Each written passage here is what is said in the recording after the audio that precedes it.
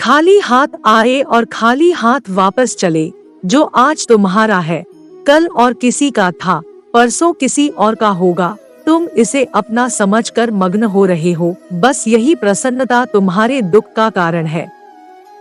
व्यक्ति जो चाहे बन सकता है, यदि वह विश्वास के साथ इच्छित वस्तु पर लगातार चिंतन करे। जिसे तुम मृत्यु समझते हो, वही तो जीवन है। एक क्षण में तुम करोड़ों के स्वामी बन जाते हो, दूसरे ही क्षण में तुम दरिद्र हो जाते हो। एक उपहार तभी अच्छा और पवित्र है जब वह हृदय से किसी सही व्यक्ति को सही समय और सही जगह पर दिया जाए, और जब उपहार देने वाला व्यक्ति दिल में उस उपहार के बदले कुछ पाने की उम्मीद न रखता हो।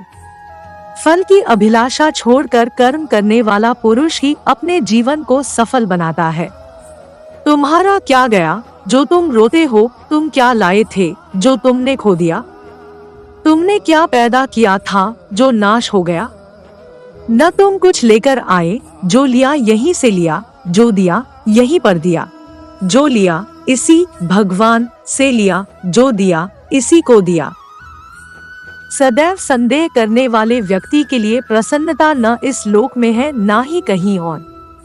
जीव मृत्यु के बाद अपने पुराने शरीर को त्याग कर नया शरीर प्राप्त करता है। ऐसा कोई नहीं जिसने भी इस संसार में अच्छा कर्म किया हो और उसका बुरा अंत हुआ है, चाहे इस काल दुनिया में हो या आने वाले काल में।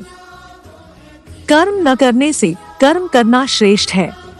शरीर अग्नि, जल, वायु, पृथ्वी, आकाश से मिलकर बना है और इसी में मिल जाएगा, परंतु आत्मा स्थिर है। भले ही सबसे बड़ा पापी दिल से मेरी पूजा तपस्या करे, वह अपने सही इच्छा की वजह से सही होता है। वह जल्द ही शुद्ध हो जाते हैं और शांति प्राप्त करते हैं। शस्त्र इस आत्मा को काट नहीं सकते, अग्नि इसको जला नहीं सकती, जल इसको गीला नहीं कर सकता और वायु इसे सुखा नहीं सकती। जो चीज हमारे हाथ में नहीं है, उसके विषय में चिंता करके कोई फायदा नहीं। जैसे मनुष्य अपने पुराने वस्त्रों को उतारकर दूसरे नए वस्त्र धारण करता है, वैसे ही जीव मृत्यु के बाद अपने पुराने शरीर को त्याग कर नया शरीर प्राप्त करता है। लोग आपके अपमान के बारे में हमेशा बात करेंगे। सम्मानित व्यक्ति के लिए अपमान मृत्यु से भी बढ़कर है। जो मन को नियंत्रित नहीं करते, उनके लिए वह शत्रु के समान कार्य करता है। आपको कर्म करने का अधिकार है, परंतु फल पाने का नहीं।